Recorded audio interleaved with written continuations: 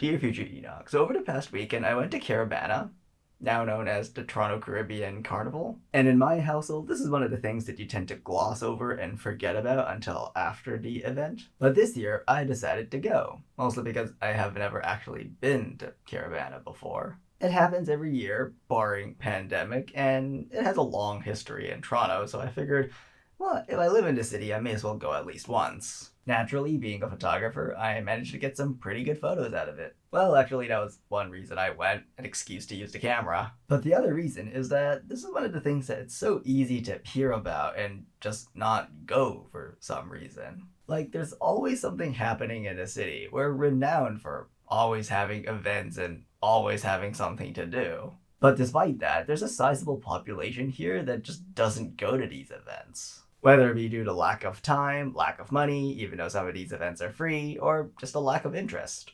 Or maybe it's just not their cup of tea, which I get. I guess some people want quieter lives, and to each their own. And maybe the older you get, the more turned off you are by loud noise and events and festivals and carnivals. Gee, is that too much of a stereotype? The old guy that just wants to stay at home sitting in his lounge chair and not doing anything? But the reason I went isn't because I like these large events. In fact, I don't really like crowds all that much. They're not really my cup of tea. I mean, if you can imagine it, imagine a hot, sizzling summer afternoon where there's a massive crowd and idling trucks moving through the parade, and because the crowds are so big and you just can't move around very much. You get pushed and shoved around a lot, and they push you and shove you onto the trucks with hot metal to the touch. I didn't get burned, but I did get pushed and shoved around a lot. But two things to consider. One is that I'm young, and even though I don't really like large crowds, I found that I could actually handle them somewhat. In that I knew it was a large crowd, and I knew it was going to be crowded, and I knew I was going to be pushed and shoved a bit. So it didn't surprise me too much. And secondly, and this is the more important bit, it's a whole lot better than sitting around doing nothing. Certainly a much more memorable experience than being at home and your only two activities are cleaning the house and eating. Maybe sleep a bit.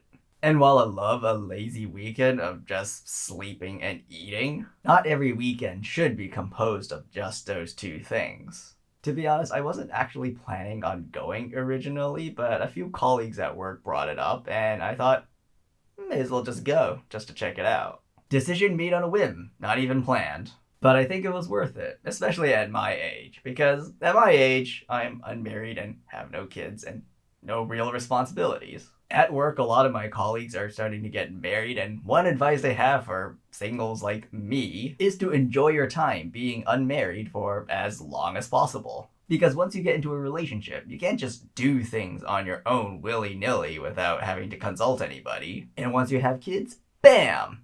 Your life isn't yours anymore. You're definitely not going to have time to go to events like these. And if you do somehow manage to go, you find that you have to pay a lot or sacrifice a lot. Not impossible, but much easier to just go when you're younger. And that's what inspired me to go. I'm young. I'm unmarried. I'm single.